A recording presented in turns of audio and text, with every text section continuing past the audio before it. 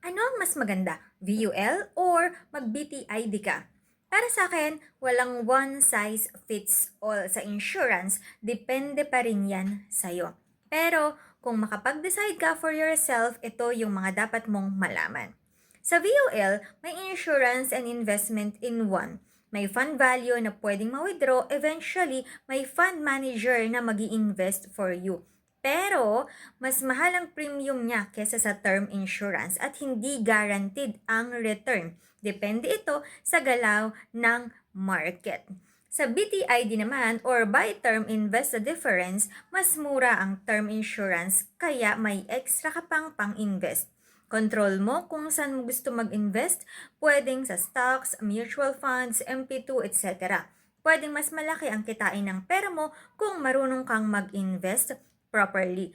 Pero, need mo dito ng disiplina. Dapat yung invest the difference ay i-invest mo talaga. Huwag mong gawin spend the difference. Tapos, wala siyang cash value.